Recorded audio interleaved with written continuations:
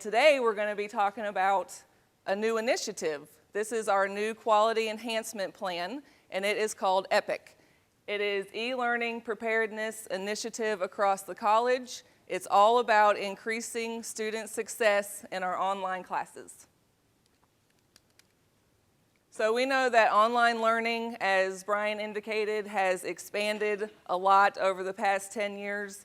Online education provides access to students who would not have had access before. It provides that opportunity, it opens doors, it gives a flexibility that we have not seen before.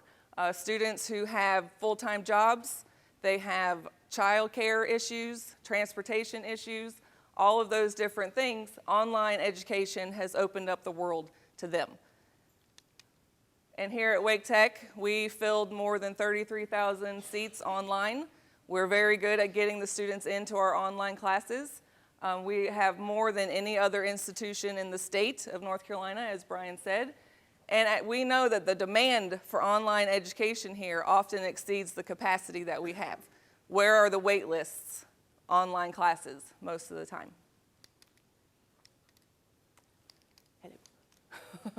But we also see that students in online classes are often not as successful as they are in their seated counterparts, in the seated sections of the same class. Students need certain skills to be able to be successful in online courses. They need time management skills, they need to understand not to procrastinate, they need to know how to advocate for themselves effectively, how to talk to their instructors. We don't know if someone has an issue or is in the hospital, for example, if they don't tell us. How many of you have had that happen? A student just disappears, we have no idea why. Those types of issues make it more difficult in an online class than in a seated class. So our challenge is to improve our success rates in online courses. We are not alone at Wake Tech in this endeavor or in this challenge. We mirror the national trend. Online classes nationally students are less successful than in seated classes. So here at Wake Tech, we have an opportunity for improvement, and that is exactly what EPIC is all about. This just gives you kind of a visual of the difference here at Wake Tech. Online success rates for students average about 68%. For seated classes, it's about 73%. So we want to make sure that our online classes, the success rates are comparable to those in seated classes. Now that 5% doesn't look like a huge deal, but if you look at individual courses, individual sections, some of them are 20% difference, 10%, 15%. So this is just the average of all the classes at Wake Tech. So we have, again, this opportunity for improvement. Faculty and staff from all areas of the college developed EPIC to improve online learning here at Wake Tech. If you have worked on EPIC in the past or are on a new implementation team, could you stand up? So as you can see, this is a collaborative effort. This only represents the faculty portion. We also have, thank you, you can sit down. Just stand for the rest of the time. We also have student representation, and we have staff representation on all these teams that developed EPIC and that are going to implement it. So this was a grassroots effort. This came from the bottom. It came from us identifying something that needed to be improved, and we created EPIC to improve it. So EPIC follows completion by design framework. Have you heard of completion by design? Yeah, I think we've all heard of that. Our goal is to reduce learning barriers and support student learning and success in online courses. And the way we're going to do that is twofold. One, we're going to prepare students for online learning before they ever enter into an online class. Can I get a round of applause for that? I think we all know that that's necessary, right? Second, we are going to give faculty the tools that they need to be successful online instructors. We're going to provide them with the education and the training that is necessary to provide good quality online education. So this is all about students and faculty coming together, working together to improve our success rates. It's not students alone, and it's not faculty alone. It's everyone together. Students are going to connect to their online classes by assessing their online learning readiness. And if they realize that they are not ready, we are going to offer them remediation of those skills that they may be lacking before they ever enter into an online class. And we do that through this orientation that students will have to take, and it's called ELI, E-Learning Introduction. They'll take that before they're allowed to register. The second half is the progress and completion, and that is with our certified online instructor program, where instructors will be designing and delivering quality course content, and we will have teams of faculty reviewing those courses to make sure they meet our quality standards. I want to talk to you a little bit about ELI. So how many of you have taught an online class and you've had a student, I don't know how to turn it in, I don't know how to log in, I don't know, many very simple things. How many, raise your hands, have had that happen? So a lot of you have had that happen. So what we want to do by ELI is prepare a student so you don't have those kind of questions when they come into the class. They are prepared. We want to have them be aware of what an online class is going to be like, because the other thing is you have some students thinking an online class is going to be a lot easier than a seated class. I see a lot of people nodding their heads. That's not necessarily the case. So we want them to be aware of what they're going to be expected to do. It's not going to be something they can do in an hour a week. It's going to be related to the contact hours plus the homework on top of that. So that's part of the first module they're going to complete, which is going to give them an idea of what they're going to be expected. The second part is computer skills. You have students who maybe are unable to save to a certain format, zip their files in a folder and send that to you. So these are also things that we're going to work on in computer skills to make sure they have those basic skills to be able to navigate, submit homework, and save their work in whatever format would be commonly expected. And the last module would actually be LMS Bootcamp, so a Blackboard Bootcamp.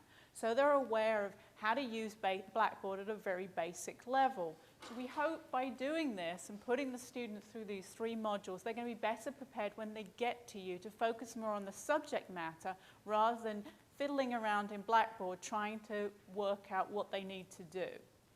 So every student will end up taking this before they can sign up for a Blackboard class, which means that's going to be not something you have to worry about. They will take this, achieve the fact they've passed these modules, and that will allow them to sign up for an online class. And that will be something figured out by ITS and Web Advisor, which is going to put a block on them signing if they have not completed the ELI training. So that's as far as the students. So we're going to assess what they need, their readiness to take an online course, and then we're going to make sure that they meet the expectations and requirements that we need for them to be successful in an online class. So hopefully it will help us as teachers and also the students to make sure they're in the right place and they've got the right skills to start working on, like I said, the subject matter.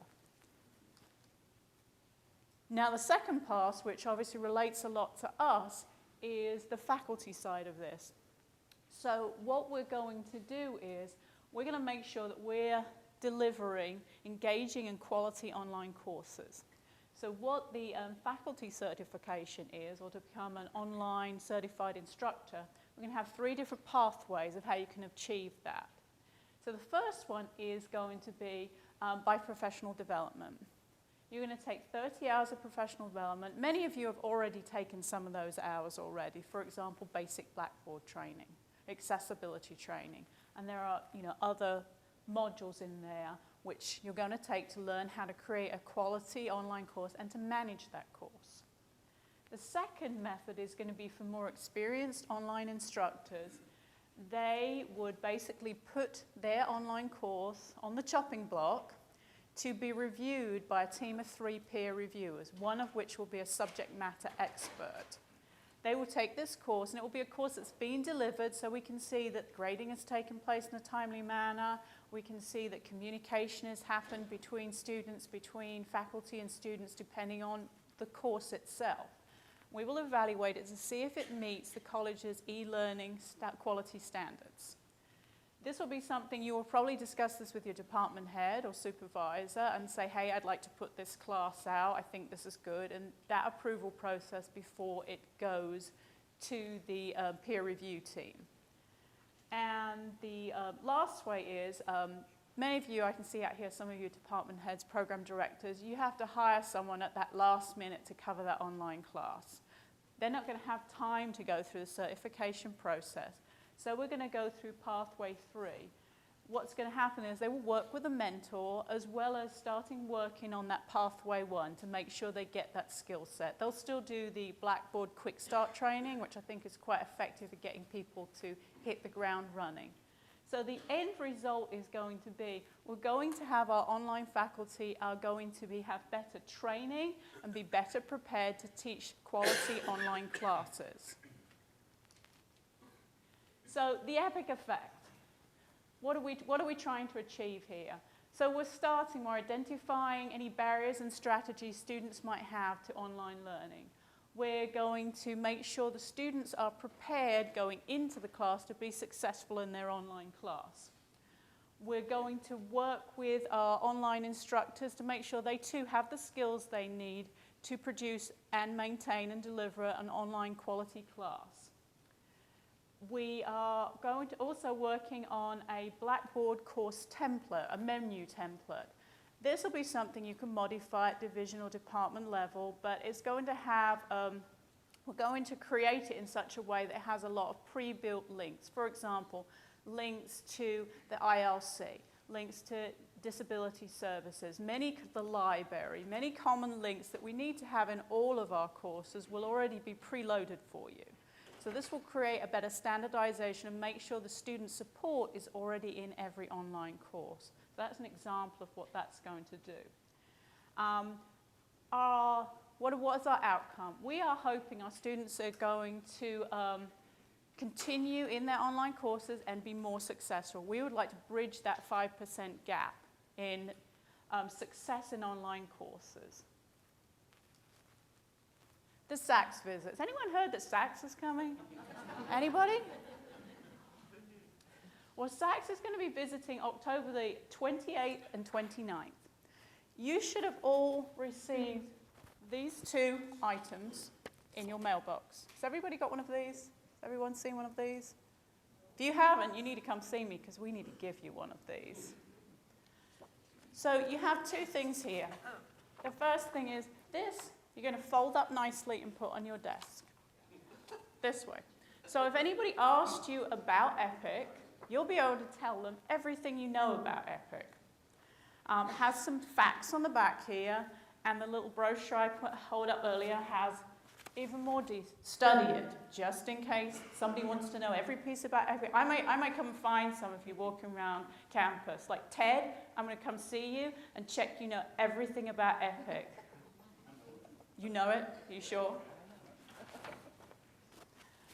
So we all want to be aware of this, and we want our students to be aware of EPIC too. Just in case the SACS shows up in your classroom, you want to be able to explain what EPIC is and what EPIC is going to do for the college and what our objectives are. We're all working together on this. We want to make sure everybody is aware. Has everybody got that? Look, here's one we made earlier. Well, actually now.